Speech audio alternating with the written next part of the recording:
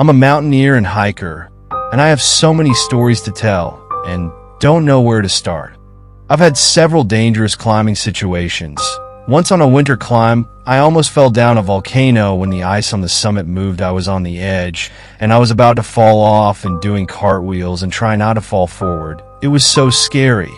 Another time in late fall, he nearly got stuck on an icy rock wall while climbing.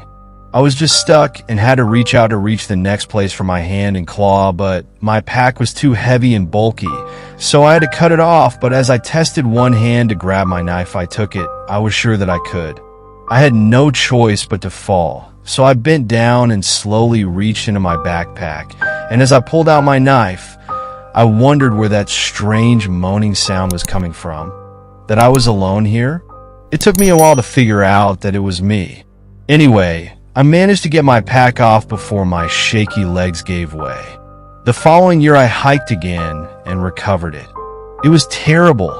Another time, I started a night hike up a mountain to see the sunrise, and while weaving through the trees, I heard a noise to my left and saw branches snapping and trees moving. Whatever was causing this was huge and very scary at the time. I think it was a very large deer, but who knows? Another time my son and I encountered a deadly snake on a very steep trail that our dog ran up to and bit his back, which pissed him off. Then the dog ran again and picked it up, and the snake tried to kill my son by biting his legs. My dog had caught it by the tail, so on a steep path it hit the head of a live, deadly snake on my son's legs. It was scary. I will never understand how he didn't bite. Another time I was walking 70 kilometers through the mountains, and I encountered a barefoot man who had no backpack or equipment. He was dirty, clearly tired, and struggling to send me some reflections. Despite wanting to help, I stayed away.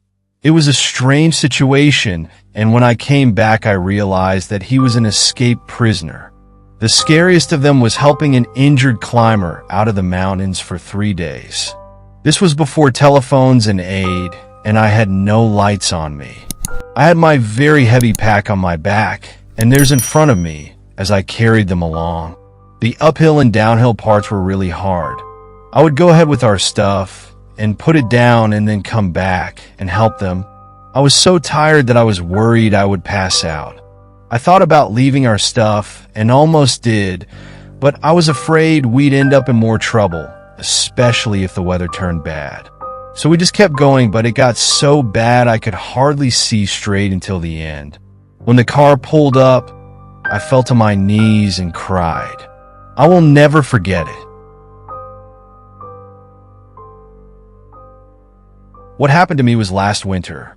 My friend and I went on a 14-mile round-trip day hike. Our target was a nearby mountain. We peaked at around noon, with about 4.5 hours of sunlight left. It had snowed 6 inches, so we were pretty packed, but relatively unprepared if we had to spend the night. We had some firefighting gear, but no axes, no tents, and only a few extra blankets and layers. The temperature there was in the single digits, and at the top it was about minus 10 degrees Fahrenheit.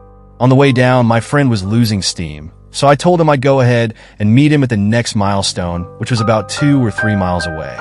It's never a good idea, but hunger and weed were influencing my decision. I reached the turning point and went about my work and waited for my friend. I expected my friend to arrive here in about 30 or 45 minutes, but suddenly I realized that I had been waiting for an hour. A park ranger stopped by my place about an hour after I arrived and started asking questions. I was very reluctant to answer because my buddy is experienced, but I felt it would be a bad situation if it got dark and I couldn't find him. The sun was going down. I started walking up the trail and bumped into some hikers. They didn't see anyone. Now I'm having a panic attack. I went about a mile further and heard nothing. I turned around and tried another route on the same path for a bit, but there was nothing. The sky starts to turn orange when I finally run into a group of about 5 people and my friend. Well, we finally left there, but we learned. He had taken a wrong turn, and before he knew it, he had walked about 1.5 miles in the wrong direction. Never leave your friend.